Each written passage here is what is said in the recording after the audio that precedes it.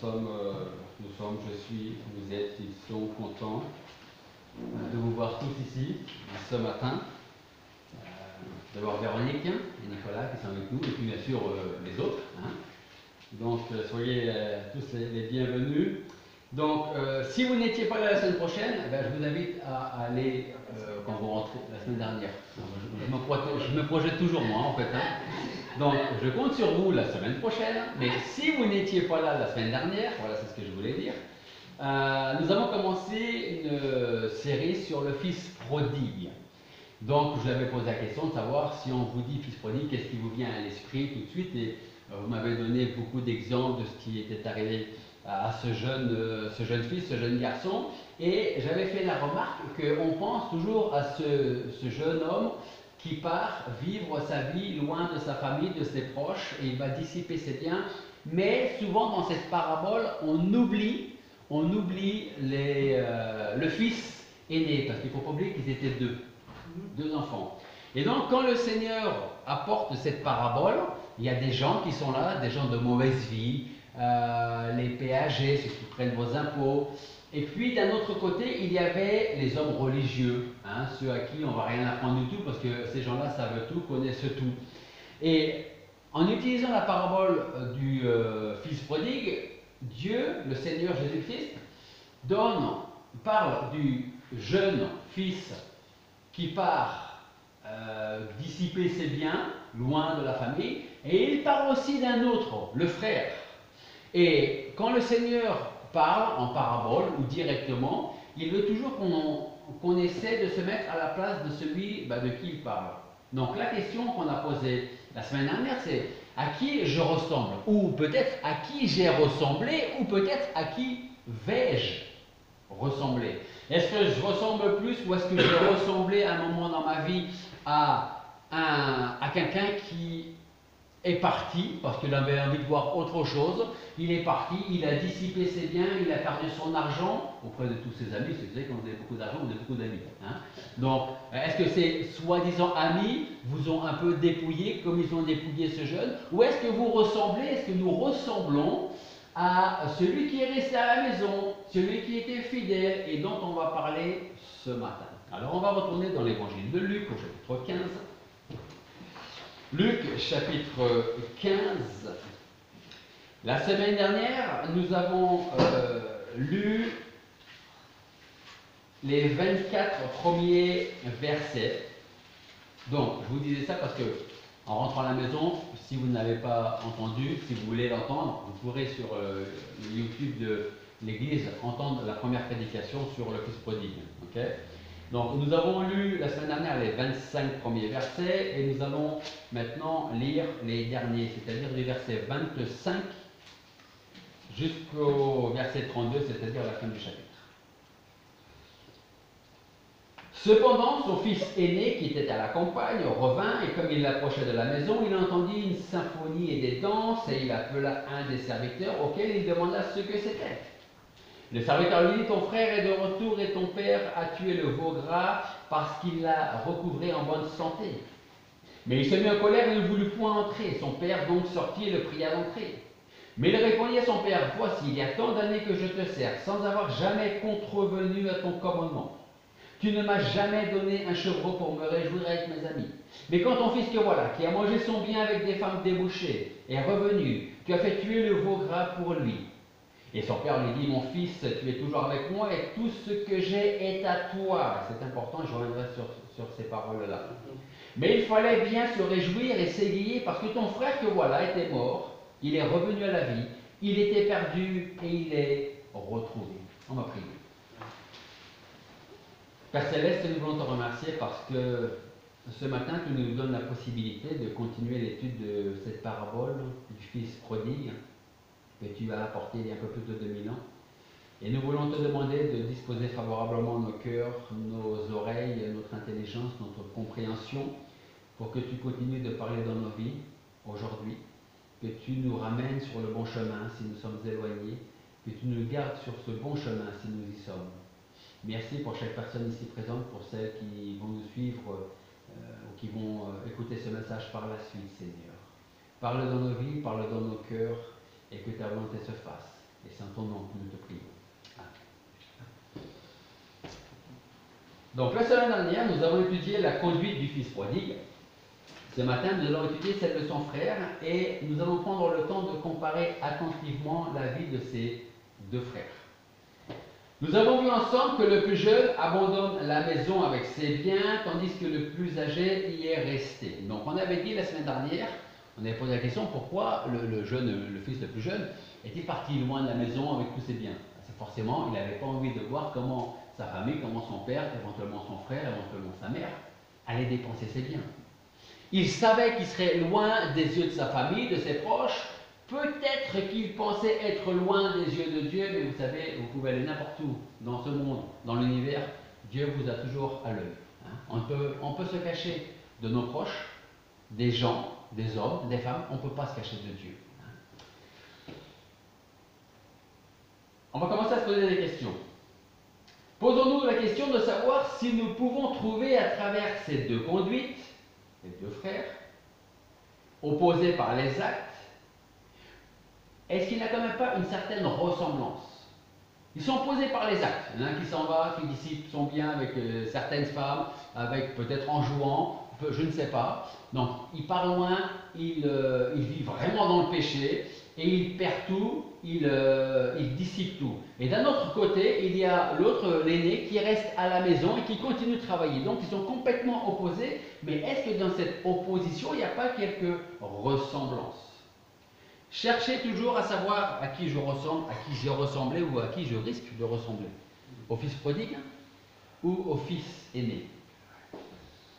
Est-ce que les deux frères n'auraient en fait pas suivi un même but? C'est-à-dire la satisfaction de leur propre désir. Il y en a un qui part loin pour faire ce qu'il désire, mais est-ce que l'autre n'est pas resté en se disant je vais rester là et je vais essayer d'accomplir, de satisfaire à mes propres désirs? En pensant au plus jeune qui est parti, nous pourrions dire qu'il est parti avec tous ses biens afin de vivre en égoïste, loin du foyer. Peut-on dire la même chose du fils aîné? Est-ce qu'on peut dire la même chose du frère? Alors, on ne dira pas qu'il est parti loin pour vivre en égoïste parce qu'il est resté à la maison.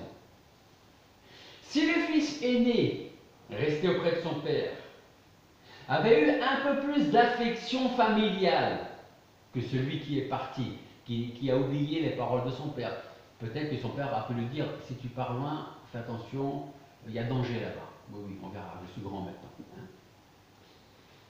Donc, si le fils aîné, resté auprès de son père, avait eu un peu plus d'affection que son frère qui est parti, il n'aurait pas trouvé la conduite de son père mauvaise. Rappelez-vous, et on va y venir, le fils prodigue, le plus jeune, il s'en va, il dépense tout pendant un certain temps, il revient, et il pense, le fils aîné, l'autre frère qui est resté, pense que son père a eu une mauvaise attitude. Et on va le voir. Est-ce que le frère qui est resté s'est réjoui du retour de son frère? Est-ce qu'il s'est réjoui du retour de son frère? Et de ce même fait, est-ce qu'il a ressenti du bonheur pour son propre père parce que le fils, le plus jeune, était perdu, était éloigné et maintenant il est revenu? Est-ce que le fils aîné est venu s'asseoir entre son père et son frère pour fêter le retour de celui qui était perdu? Vous connaissez la réponse, on l'a lu, non, il n'est pas venu. Par contre, dès qu'il sait que son frère est de retour, il commence à s'irriter, à se mettre en colère. Et quand son père l'invite à la fête, qu'est-ce qu'il fait? Il refuse. Il va même le blâmer d'avoir pris plaisir à revoir son jeune fils. Il lui reproche à son père les dépenses d'un repas pour celui qui a perdu tous ses biens. Alors, il a vécu comme un débauché, comme un SDF, même à un moment donné. Il a renié notre famille. Il revient et toi tu l'accueilles à bras ouverts. C'est-à-dire que le frère aîné accuse son père d'une certaine injustice, presque de dureté à son égard à lui qui était resté à la maison. Nous savons par ses actes que le fils prodigue a vécu comme un véritable égoïste, un débauché. Mais à bien y réfléchir, son frère aîné viva exactement de la même manière.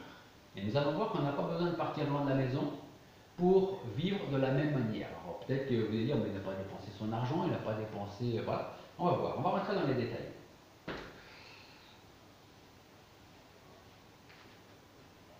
Le fils aîné est tout aussi égoïste que celui qui est parti. Pourquoi? Parce qu'il n'aima jamais personne que lui-même. Et s'il est resté à la maison, c'est pour un motif plutôt intéressé plutôt que par dévouement. Il est vrai que durant de longues années, il n'avait jamais contredit aucun ordre de son père. Il faisait tout ce que son père lui demandait de faire. Peut-être qu'il se levait tôt pour partir dans les champs, peut-être qu'il restait jusqu'à tard dans la nuit dans les champs parce que son père lui demandait. C'est du moins ce que le fils aîné nous dit. Et on n'a aucune raison d'en douter. Il est vrai encore qu'à l'instant même, nous le voyons revenir de la campagne, et à partir du verset 25, comme nous le dit le verset 25, où sans doute il s'était livré à des travaux utiles pour toute la famille. Et peut-être que pendant qu'il était dans le champ, au verset 25, c'est pendant son fils aîné qui était à la campagne revint, pendant qu'il était à la campagne, peut-être qu'à ce moment-là, avant qu'il revienne, il était peut-être en train de penser à son frère qui s'amusait bien là-bas un peu plus loin, ou peut-être même très loin. Hein. Et moi je suis là en train de travailler. Et je pense que ça devait travailler aussi dans sa tête.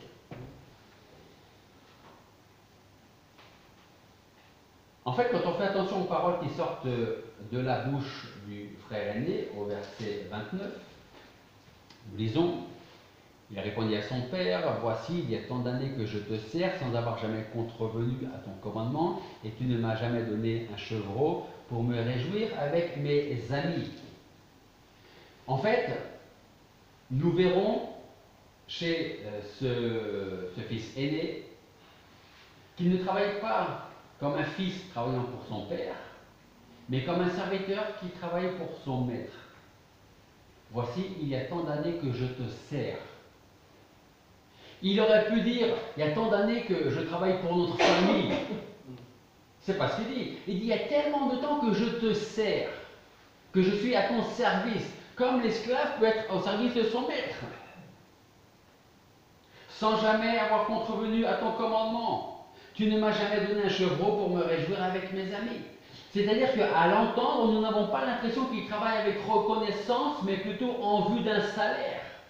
D'ailleurs, son père va lui dire, mais tu sais, tout ce que j'ai, tout ce que je possède, c'est aussi à toi. Mais lui ne le voit pas. Il voit plutôt son travail, son salaire, son rôle, un peu comme un serviteur pour son maître. En fait, j'ai presque envie de croire qu'il ne travaille pas pour enrichir son père et sa famille, et donc lui, parce que quand son père va décéder, c'est lui et son frère qui sont censés récupérer les biens, mais plutôt pour s'enrichir à lui-même. On peut encore remarquer dans ce verset 29 qu'il fait une différence entre la fortune de son père et sa propre fortune. Il lui reproche de ne jamais avoir donné un chevreau pour se réjouir avec ses amis, comme si les troupeaux qui appartenaient à son père ne lui appartenaient pas à lui aussi. Il aurait pu dire, est-ce que je peux prendre un chevreau de notre troupeau pour faire une fête avec mes amis? Il faut faire attention comment les gens parlent, et là, ce que dit le fils aîné. Il dit, voici, il y a tant d'années que je te sers, j'ai toujours obéi à tes commandements, tu ne m'as jamais donné un chevreau pour me réjouir avec mes amis. En fait, il lui fait ressentir que depuis tant d'années, il le sert comme s'il lui travaillait pour un étranger. À aucun moment il ne lui viendra à l'esprit que ce qu'il fait pour son père, c'est aussi pour lui qu'il le fait dans l'avenir. Il ne pense pas continuer le travail du chef de famille et à le seconder. Non pas en vue de ce qui pourrait lui en revenir, mais pour être agréable à celui dont il est tellement aimé.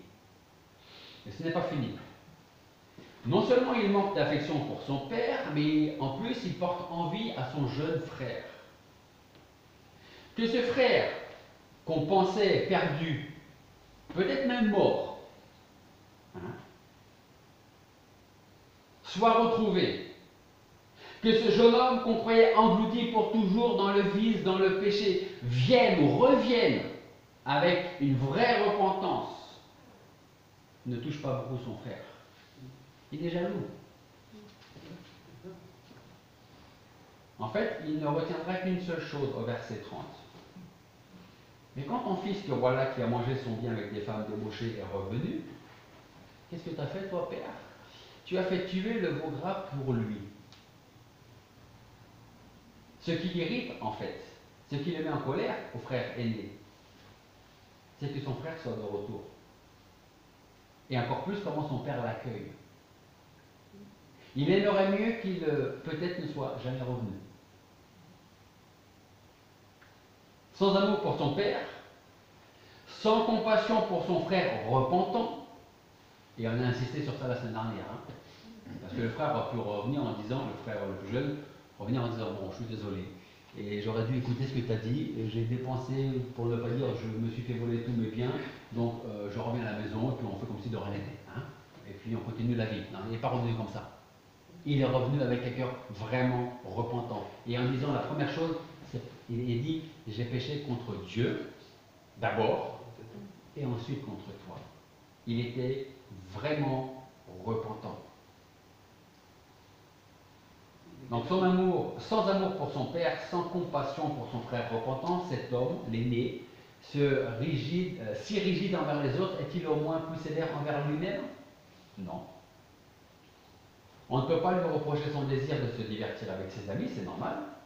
Mais se divertir aux frais du chef de la maison, ce qui prouve que si lui n'a pas cherché le plaisir comme le plus jeune frère loin, c'est moins par sagesse que par économie. Encore deux mots dans le verset 30 qui montrent bien son manque de respect. Lisons le verset 30. Verset 30, c'est derrière. Alors peut-être que vous allez vous reconnaître dans les premiers mots. Surtout si vous êtes parents, vous avez des enfants. Hein? Ma femme sait de quoi je parle parce qu'elle sourit. Comment commence le verset 30? Il dit, mais quand ton fils. Alors qu'il est un Tu vas pas dire mon frère. Ouais. Mais quand mon frère, non, mais forcément c'est ton fils qui a fait des bêtises. Hein? T'as vu ta fille ce qu'elle a fait? Hein? On plaisante, mais on le dit, alors on le dit sous la plaisanterie. Lui, c'est pas sous la plaisanterie qu'il le dit. Au verset 30, il dit, mais quand ton fils, il aurait pu dire, mais quand mon frère, que voilà, qui a mangé son bien, ainsi de suite, non, mais quand ton fils, presque, il ne le considère même plus comme son frère, plutôt comme un étranger. Mais quand ton fils, il ne dira pas mon frère que voilà, mais ton fils que voilà. Il parle de ses services rendus à un père, le frère aîné. Il parle de son obéissance durant de longues années, comme s'il y avait un grand mérite à remplir son premier devoir. Il n'y a aucun mérite, hein. On doit respecter ses parents et faire tout ce qu'il faut pour ses parents. Mais ce n'est pas tout. Tandis qu'il se rend d'être irréprochable, fils aîné, il ose accuser son père d'injustice, un peu comme s'il disait il a vécu comme un vrai débauché, et en le recevant avec tous les honneurs, tu encourages en fait la débauche plutôt que de le punir. Quelle aurait été notre attitude si un de nos enfants était parti comme le plus jeune fils? Le frère aîné dit, c'est comme s'il disait, tu réalises ce qu'il a fait là? Il a vécu comme un vrai débauché. Il a tout dépensé, ses biens, ok, ça lui appartenait, mais il a quand même tout perdu.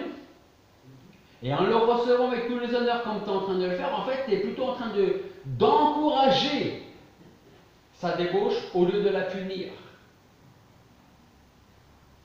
Lorsque son père, avec beaucoup de bonté, vient le prier d'entrer, il refuse, et dès qu'on l'encourage à prendre part au festin, il condamne. Voici donc le portrait de cet homme sous trois formes. Il n'a en fait aucun amour et donc aucun respect pour son père. Il est envieux de son frère et il est orgueilleux. On pourrait résumer le frère aîné, le fils aîné, avec ces trois points-là.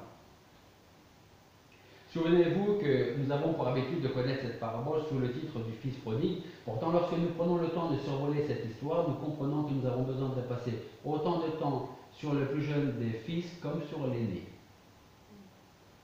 Il ne fait aucun doute que le Fils prodigue est coupable. Mais s'il est coupable, au moins il le ressent, il le sait, il se le reproche, il revient, il s'humilie, il se punit lui-même et dit « Traite-moi comme un de tes esclaves, comme un de tes serviteurs et non plus comme un de tes fils. Parce que j'ai péché contre Dieu et contre toi. » Ça c'est le Fils prodigue. Il y a l'autre de l'autre côté. Son frère aîné qui n'avoue ni son orgueil, ni son envie, ni son manque de respect, et encore moins son manque d'affection. Il est pécheur, comme son frère, comme moi, comme vous, mais il se croit mieux que son frère. Parce que moi, je suis pas parti loin. Il y a de la haine dans son cœur, dans ses paroles, dans ses yeux, et pourtant, il s'estime juste. Il reprend un père qu'il prétend avoir toujours servi. Il refuse de prendre part à un festin au moment où il dit n'avoir jamais contredit les ordres, les commandements de son propre père. En fait, à y voir de plus près, il n'y a pas un fils meilleur que l'autre, dans leur attitude. Sauf qu'il y en a un qui revient et qui demande sincèrement pardon. L'un fait le mal loin de la maison, et l'autre, en fait, d'une certaine manière, a fait le mal auprès de son père. Le premier a mené une vie dépravée, l'autre a vécu comme un avare. Le plus jeune a été désobéissant en quittant la maison, l'autre en refusant d'entrer dans la salle du festin. Tous les deux en méprisant les exhortations du chef de famille. Tous les deux en lui demandant son bien sans lui donner leur cœur. Tous les deux coupables d'indifférence et d'ingratitude. Et ce que tous les deux ont mérité, c'est exactement la même colère, la même condamnation. L'aîné ne vaut donc pas plus que le jeune, ni le jeune plus que l'aîné.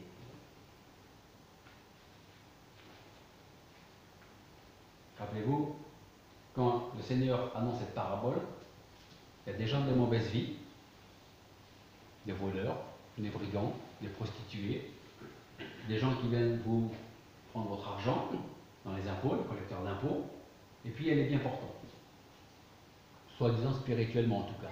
Hein? Ceux qui sont là et qui représentent Dieu. Et si le Seigneur a parlé de deux fils, c'est parce qu'il faut qu'on se compare à l'un ou à l'autre. Il n'y a pas trois enfants, il n'y a pas trois fils, il n'y en a que deux. Il n'y en a pas un, il y en a deux. Posons-nous donc la question de savoir pourquoi le père donne-t-il la préférence au plus jeune fils. Alors voilà probablement un début de réponse. Le fils prodigue est de retour et il reconnaît ses torts. Il les condamne et de ce fait se condamne lui-même. Il s'humilie, il demande à servir les autres pour marquer, pour montrer son amour et sa vraie repentance. Chez lui, au moins, il y a un cœur repentant, des larmes, de la confiance et de l'humilité. C'est ça, c'est ce qui plaît à son père et c'est ce qui déplaît à son frère.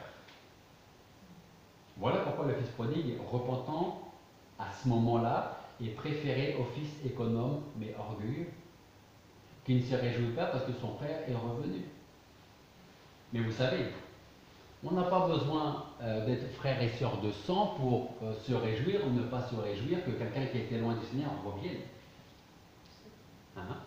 Parce qu'il peut y avoir un frère ou une sœur en Christ qui s'est éloigné pour une raison ou pour une autre. Ça regarde la personne et Dieu. Et qui reviennent. Et si cette personne revient avec un cœur repentant, avec des excuses, quelle devrait être notre attitude? Celle du père ou celle du frère aîné? On peut se poser la question. Quelle leçon pouvons-nous donc tirer de cet enseignement? Derrière le père de famille et ses enfants, sachons voir Dieu et les hommes. Dieu et nous-mêmes. Dieu et moi.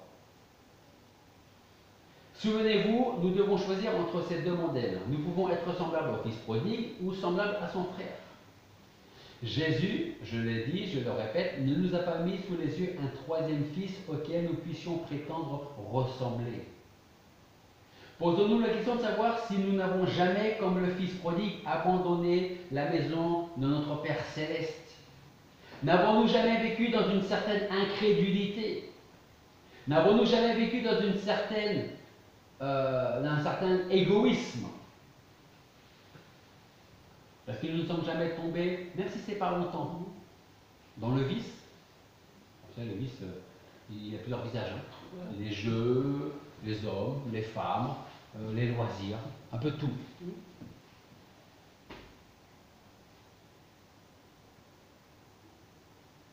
Si nous pouvons dire, moi je ne suis jamais tombé dans le vice, je vais vous dire comme pour vous, et que c'est dur. Remerciez le Seigneur.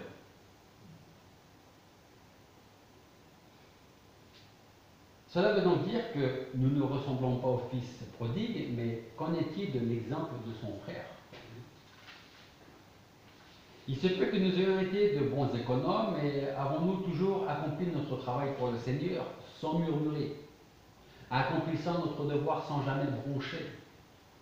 Laissez-moi vous donner quelques versets que Dieu nous donne à travers sa parole. Vous avez par exemple, si vous prenez des notes, 1 Corinthiens chapitre 16, verset 14, qui nous dit que tout ce que vous faites se fasse avec charité, avec amour. Ça c'est 1 Corinthiens 16, 14. Il y a l'apôtre Paul toujours qui dit en Colossiens 3, 23, il dit « Et quoi que vous fassiez, faites-le de bon cœur comme pour le Seigneur et non pas pour les hommes. » Parce que si on le fait pour les hommes, il y a peut-être un homme, une femme qui ne va pas ou qui va oublier de revenir vous voir pour vous dire merci pour ce que tu as fait. Et comme il aura oublié de revenir vous voir ou me voir pour dire merci pour ce que tu as fait, on risque d'être énervé, d'être en colère et de dire c'est terminé, il ne m'a même pas dit merci, alors il peut toujours courir pour qu'il me demande autre chose. Hein. Tout ce que vous faites, tout ce que nous faisons, c'est pour Dieu qu'il faut le faire. Et croyez-moi, je préfère avoir un retour de Dieu qu'un retour des hommes. Oui, peut-être que nous avons oublié au commandement et à la parole de Dieu, mais quand notre Père Céleste a comblé une autre personne de bénédiction, est-ce que nous n'avons pas comme un peu porté envie à l'autre personne? Est-ce qu'on n'était pas peut-être un peu jaloux? Si un jour nous avons le sentiment qu'une certaine injustice se fait entre nous et un autre, si nous pensons que Dieu aurait pu être un peu plus généreux envers moi, vu tout le travail que je fais quand même, et bien que cette parabole du fils prodigue revienne à notre esprit. Refuser de reconnaître le fait que parfois nous pouvons ressembler à l'un ou à l'autre de ces deux frères, c'est peut-être oser dire que la Bible s'est trompée. Moi, je ne ressemble à aucun des deux. Croyez-moi, sur certains points, on a le fils prodigue et on a l'autre. Si vous n'êtes pas sûr, lisez la parole de Dieu, elle va vous éclairer. Plus souvent que l'on croit. Et souvent peut-être même plus que l'on croit. Cela veut aussi dire que nous ne voulons pas ressembler au fils prodigue qui a eu besoin de repentance dans le passé, ni à son frère aîné qui en a besoin maintenant à présent. Maintenant, il se peut que nous cherchions à ressembler un peu aux deux. De quelle manière? Peut-être en cherchant à faire notre propre portrait, en empruntant les traits favorables de l'un et les traits favorables de l'autre. Nous avons le cœur chaud et aimant du fils prodigue, son humilité, sa confiance, mais certainement pas la fuite ingrate ni les péchés qui l'ont poussé à vouloir manger ce que les cochons mangeaient, parce qu'il n'y avait plus rien à manger. Nous allons récupérer également du fils aîné les longs services et l'irréprochable obéissance envers Dieu, mais certainement pas l'égoïsme, ni la dureté, ni l'orgueil. De cette façon, nous ne voulons plus d'un salut donné par la grâce, mais d'un salut conquis par les œuvres. En fait, qu'est-ce qu'on peut dire? À qui ressemblons-nous? À qui avons-nous ressemblé? J'ai presque envie de dire que s'il fallait ressembler à un des deux, il vaut mieux ressembler au fils prodigue. Parce que lui est revenu à quelqu'un repentant. Et la personne qui vient à Jésus-Christ, avec la foi la plus simple possible, avec un cœur tout simplement repentant, et qui dit: tu connais ma vie, tu connais mon cœur, tu connais mon caractère, tu sais ce que j'ai fait, tu sais ce que je suis capable de faire, parce que des fois on n'est même pas capable nous-mêmes de savoir ce qu'on peut faire. Hein. Si la colère nous prend, on peut, et moi le premier, hein, comme je disais hier, je suis méditerranéen. Hein. Donc voilà. Donc, on ne sait pas jusqu'où on peut aller, mais Dieu le sait. Mais si on vient au Seigneur en disant, je veux abandonner ma vie passée, je veux commencer une vie avec toi aujourd'hui, sachez que ce n'est tout simplement pas impossible à Dieu. C'est impossible pour vous si vous le faites tout seul. Ça, je vous le garantis. Ce sera impossible pour vous si vous tentez de changer votre caractère, votre vie tout seul. Vous allez arriver un peu, mais la nature revient en galop. Hein. Mais quand le Seigneur change les vies, quand le Seigneur change les cœurs, nous devenons une nouvelle créature, une nouvelle création. Parfois, il y aura encore les choses anciennes qui vont revenir de temps en temps, mais le Seigneur va continuer de travailler dans notre vie, le Seigneur va continuer de nous former pour être à son image, pour lui ressembler. Il y a un chant qu'on chante parfois, te ressembler, Jésus, c'est mon désir, c'est mon espoir suprême. Donc j'espère que c'est notre désir. En tout cas, sachez que si vous ne connaissez pas le Seigneur Jésus-Christ aujourd'hui personnellement, c'est-à-dire si vous ne pouvez pas dire Jésus-Christ est mon Seigneur et mon Sauveur, il m'a sauvé, il m'a pardonné de mes péchés, il peut le faire. Vous avez juste à venir à lui. Vous ne savez pas comment faire, vous ne savez pas comment prier, vous savez parler, vous savez prier. Dites simplement Seigneur, je ne connais pas grand-chose de toi, mais j'ai entendu dire, j'ai lu dans ta parole, que celui qui vient à toi avec un cœur reconnaissant, sincère, qui demande pardon pour ses péchés, tu vas le recevoir. Tu ne le mettras pas dehors. Tu vas lui pardonner ses péchés, alors c'est ce que je veux que tu fasses dans ma vie. Et croyez-moi, il le fera. Et je vais aller plus loin. Et quand il l'aura fait, vous allez vous dire, pourquoi je ne l'ai pas fait avant? C'est parce qu'avant, ce n'était pas le moment peut-être. Parce que Dieu a un chemin pour chacun d'entre nous. Et parfois, il faut être au plus bas. Et quand on est au plus bas, comme le fils prodigue, hein, on ne peut pas aller plus bas. La seule chose qui puisse nous arriver, c'est de nous relever et de retourner à la maison.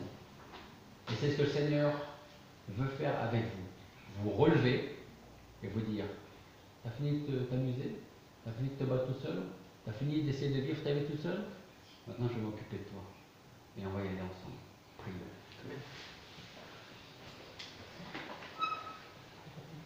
Père Céleste, nous voulons te remercier parce que, à travers cette parabole que nous avons commencé à étudier hier, la semaine dernière et puis aujourd'hui, tu nous montres que parfois nous pouvons ressembler à un de ces deux frères et parfois même aux deux, dans certains traits de caractère.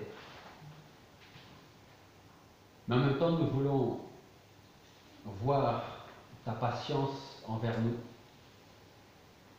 voir la grandeur de ton amour.